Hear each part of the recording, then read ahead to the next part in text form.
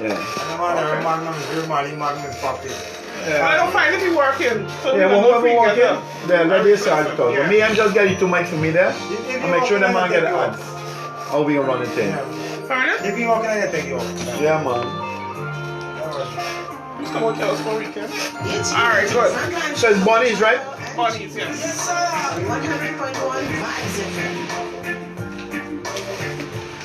14 hours, 49 right in the front line. I love Thursdays, man. Come shout out to Shadyville crew, man. I saw them on Facebook last night talking somebody's name again. That's my genius. He's only not saying no, he's sneaky, man. Sneaky. I tell you, man. Laverne, good afternoon. How Don't you judge a doing? book by cover, right? Genius and easy, boy. Listen to your comments. All right, good. It's a cool show, though, Shadyville.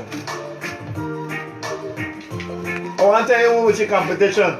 It's a name kerfufflements, but that's my something I want to say. Oh yeah, it's joined it more clean. And more, yeah, it's a more, I like it. Cool. Alright, like we said, this Thursday we bring you into Addiction Notebook. We tell you about that disease that is eating into our society, that's causing us in so many ways that people didn't understand it at all. They still pointing to the drugs and nothing else related to it, and thinking that this is a moral deficiency. No, guys, it's a disease. The name of it is addiction, and I love this segment. I look forward to this every week. And I look forward to seeing my brother Philip. What's happening, son? I cool how things in your ends, brother. Getting better, boy. One day at You a know time. what I mean? Yeah. I'll tell you, man, no slow march, but now can understand why we marching slow. Getting better slowly. Slowly but surely. So what's been happening, man? Definitely. Life reform was on it again. You know, we have a few schools would take the initiative over the course of the holiday to nice. actually select their prefect bodies. You know, so we were at a few schools for the course of the week in regards to giving the prefect bodies the specific tools necessary, you know, so that they can pinpoint manipulative behavior patterns and negative personalities within the educational institution. You're setting up your police force, man. It's simple, yes. Like They're actually police. Yeah. They're actually police for schools, police you know. the thing, man, because, you know, like we always say, we're going to stop this thing from coming. Definitely. We got to prepare with people for it, you Right. know. You're doing a fantastic job, bro. Definitely. You know, me never time I see your shot and look, your shot looking more neat. I realize that image is everything right now. You know it is. No, I mean, if people want to not only hear from persons who know stuff, but want to see persons who actually practice what they preach. Definitely. And that's a big there's a big feather in your cap, because they're definitely leading from the front, and this is good things happening. People still thinking that this thing is a moral deficiency. Philip, why? I don't know. It's just the public's opinion. You know, a moral deficiency, or it's just a choice. It's not a disease, you know. He's just doing it because he want to do it. Yes, but definitely addiction is a cunning enemy of life. It is insidious, it is baffling, it is fatal, but most importantly, it has no known cure. And no face, because it can catch anybody, right? Faceless disease, I tell you, definitely. man, the faceless things get me nervous. Right? It is faceless because it cuts across all gender, age, and social class. So persons in society need to recognize and understand that it doesn't matter how many degrees you have, or which family background you come from, you know. Once addiction ready to hold you, I mean, that is it. Progression to misuse have 7 different stages. Yeah, boss, Yeah. man. Run me through them 7 stages quickly. Just go and don't go deep. Just give me the top surface of them like this. Definitely, we start with exposure, which is the first step. And then we move to experimentation, and then person move to recreational using, and then regular using, and then abuse, compulsion, and then dependence. This is how it is. It's a progressive sure disease. More stages? Yes, I think I would add another stage. The stage when weed is get used. Persons use drugs first, and then drugs use them. Yeah, that's what I'm saying. No, that happens from the 5th stage. Yeah, this is the 5th stage. Yes, we there's no start getting used. Yes, there's no 8th stage. It's not clear cut in that constitution. We have to reach the lines there. We gotta go to CCJ for this one. We gotta right? go. We gotta go. Definitely not. I tell you, man. But you know, sometimes we Alex, you know, I have the chance at recovery, and I was talking with an older folk this morning who could not understand what the other person was going through. So I was breaking it down in terms of how addicts have to, you know, keep their recovery on track, because it's so easy to slip off track. Definitely. And one of the things you hear sometimes when you go into the rooms of recovery, let's say the NA rooms and the AA rooms, you hear people use the words like slippery. You turn to each other and say, hey man, like you slippery, or you know, or watch you know, you're going into the place in Charlotte Street, it's a slippery place, yeah? Or they turn and say, hey, I see you hanging around the man again, you know the man is loose. Remember the slippery person? Yeah, you gotta stay. What is the slippery people person now? Place and people think. You see, when an individual goes to one of the level 4 treatment facilities here in Guyana, we consider it as rehab. Okay. Finish that 6 months treatment program. When they're looking to reintegrate back into society, you know what? It is advisable that these individuals, would stay away from slippery people, places, and things. And this is so for actually minimize the urges and cravings that happens with an individual during the maintenance stage of recovery. Of course, if by chance you're an alcoholic, in your active days, you go at a particular bar and you get high, etc. I mean, when you grasp this fragile thing that is called sobriety, I mean, you can't be going to the bar where you used to get drunk before. So if we could focus a bit on slippery places, that would mean places that we used before. Yeah, we went to our little watering holes. I call the bars the watering holes. Yes. People think it's different when I say, well, it's just the way you pick up your drinks, guys. Yes, definitely. And yeah. Bars, and of course, if you're smoking probably marijuana or crack cocaine, stay away from the drug blocks, etc. One of the things I had a problem with early is I had a friend who we used to use together a lot, and then I could not be around him anymore. Right. Because he was there, but would he be considered a slippery person? Definitely, once you have friends that you used to use with, and they don't recognize and understand the immensity of this thing called addiction, it is advisable, it is suggested, I should say, that, do you keep away from slippery people, places, and things, persons. It can be family members too, sad to say, because this thing called recovery is an active change of behavior patterns and thoughts, and if by chance you're lining at a barbershop, every single day, eventually you'll ask to get your hair cut. It's just as simple. So persons need to stay away from these slippery people, places, and things so that they can give recovery an opportunity to flourish within their lives. One time we were in the rooms and we were talking, right? And we had a group of guys, Steve and our guys in the early days, and we used to be challenging each other at every level sometimes. And they asked the guy, said, man, yo, when did you drop a choice, man? I said, man, I really think I eat this marijuana thing, So they said, okay, so let's see, you're sober on the road. Who's your favorite cricketer? And that time the man said, Brian Lara is your favorite cricketer. I said, okay, good. Then I said, okay, good. Suppose when you're coming on the road and you see some balance on a car and a fit, and them man talking cricket, and them man smoking and thing. And when you pass, you hear them one, them man reporters to Brian Lars, man, the most idiotic cricketers they ever got. What you gonna do? Man say, you're making joke, I gotta stop and let them know that this is about somebody who won record, he break his own record, 375 he went on. So man stopping them man said, so why is it stop there? You didn't think that there was a slippery place? Because the conversation could get so sweet, you can say, hey, what, I could get too puff. I can tell you all exactly why Larry is the best. This is what it is. So that would be your associates, the people that you used to associate yourselves with while you were using. Yes. It would be suggested for you not to really hold close relations with those friends anymore. Definitely, but you see, we have most persons who are chemical dependent individuals. When they reintegrate back into society, some persons are from what we would consider as the ghetto, etc., or the place where they used to dwell before. Of course, there's about 2, 3, 4, 5 drugs blocks around that particular area. Now, that individual may not have the luxury, I should say, to as soon as he exits the rehabilitation centers, to actually move out from that community to go somewhere else. So they need to reintegrate back into the same place that is considered as a slippery place, right? So guess what? They're being equipped with particular life and social and refusal skills, so that they can function and actually keep this thing called addiction at bay. And when I say refusal skills, I mean not saying no with hesitation, because of course if you go back into society and you're alignment with friends, etc., or even family members, I should say, and they might offer you something, persons would, just to see exactly what it is you would say. You understand what I'm saying to you?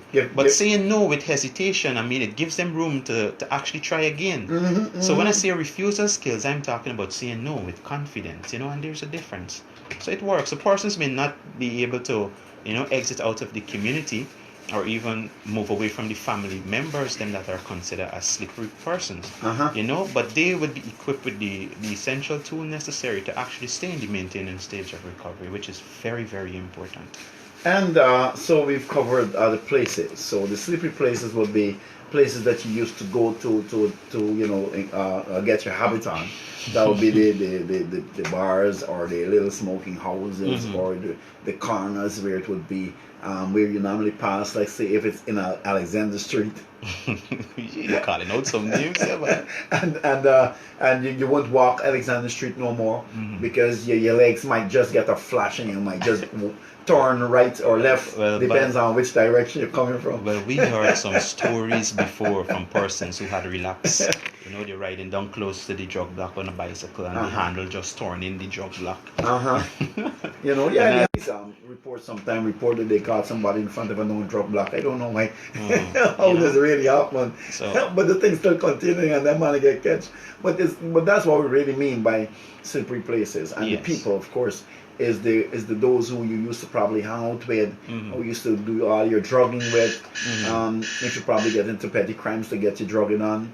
You need to also drop all those every single things. And you see, this is the when persons hit the rooms first, they don't recognize and understand that there's so much work is necessary in regards to make transformation happen in one's life.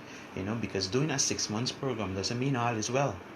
You know, because we have persons with 15 and 20 years and throw it all away, brother. Yeah, I know. Simply because they couldn't deal with a particular look at me. situation. I had 17 going strong. I drink a beer, boom. Simple. You know, and before relapse is a process that leads to an event. Someone needs to relapse psychologically first before they actually pick up something physically. You know, and then before relapse, there's a slip. And slip is when someone would actually, drink a beer or smoke a marijuana joint or maybe shoot a bag. You understand me? And probably within 24 to 48 hours, they would recognize and understand that, hey, you know what, this might not finish nice. I know, and they would go and implement back the same program that they were taught. And then what we consider as a lapse is if a situation like this happens, but over maybe 7 to 8 days period, right? Same situation at the end it plays out. Persons might say, hey, what, this might really end the jail, institution, or death. You know, so let me just apply back exactly what it is that made me stay in the maintenance stage of recovery for a period of time. But when a relapse happens, that is when it's gone uncontrollable. Yeah, you know. Right. That's boom, shot, explode. Right. So persons are not super addicts. Boom said with bongi. Definitely, you're not supposed to be a super addict. You know? Everybody in Ghana is supposed to know what bongi is now. Don't call it name. That's my body. Don't call it name. But the thing, okay, so we covered those. Let's talk about things now. What would be a slippery thing, you know, for the addict to stay away from? A very good question. You know, when we find clients when they first hit the rehabilitation center, right? You can give them a pilot pen with the cover, because the cover is what they used to put the stem on to administer crack.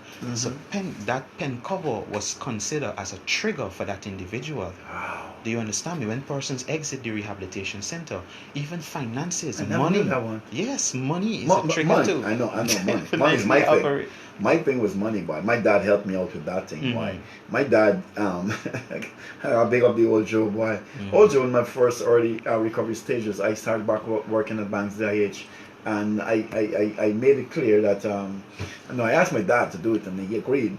So when it was payday, come and collect my salary. Simple, I was 30-something years old. He would come and collect my salary and give me back $200 a day, because I knew that money was my biggest thing. That's a trigger, and persons won't accept it, you know. Yeah, not me, boy. They're saying after so long, and I'll get myself back in order, you know. It's but I no can't big handle man. me money, you know. Definitely, and it's a trigger because So that would be a slippery thing. that is a slippery thing.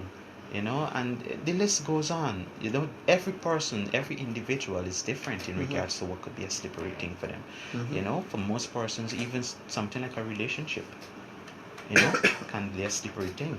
Yeah. Because most chemical dependent individuals that we know that had a relapse, 90% of them is simply because of relationships. Yeah, that's so true, boy. You know, and it is very crazy because they just can't deal, you know, with maybe it's a high expectation, and they told us that the higher the expectation is, the harder the fall. You know, and persons may not be equipped with the appropriate skill, or maybe they have it and just not use it at that particular time, and relapse could become a possibility. By this way, I always got that book in my car. If you come in my car, you see a black book, it got any mark on it. I got my Bible there. Definitely. You know what I mean? Because every so often I'm in my little zone, and I go from a little cool out, and the book is right there. And just drop my hand, pick out and bust a thing, and then laugh sometimes, fall back and reflect. reflect. and Definitely. reflect. I've So seen that would be a person- slippery thing. Yeah, I've seen and rabbit ears antennas will be put on the television. That was considered as a slippery thing too as well, especially for individuals who use crack. Because they won't use the cylindrical glass pyrex, to substitute one for the other. They would use metal, which is dangerous because it is toxic when you apply heat. But addicts don't have time with that. No, We just want to get high. Yeah, Just want to go up in the sky. So these are some of the things that's considered as slippery things. Yeah, I think sometimes I don't even like around me like boxing matches. If I go by you in a boxing match and they say, yeah man, move the boxing match, man. So I say, well, I said, man, move the boxing match. I don't like see match knock around the place, but I will tell them, well, why? Well, I know an individual. When he go at court, he make sure he buy the stove that, of course, electric stove. You want no matches and no lighting in your house. It's really crazy, boy. Big up to yourself. I know you're listening, brother. So Alex out there, we're giving you listening. I know, guys are listening right now online on Facebook via Philip's page.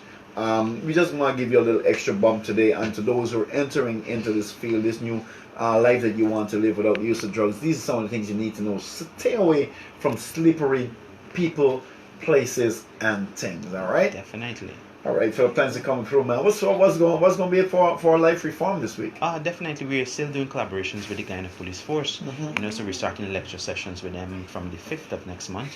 And because of course, members of the force definitely they have friends, families, and loved ones too as well.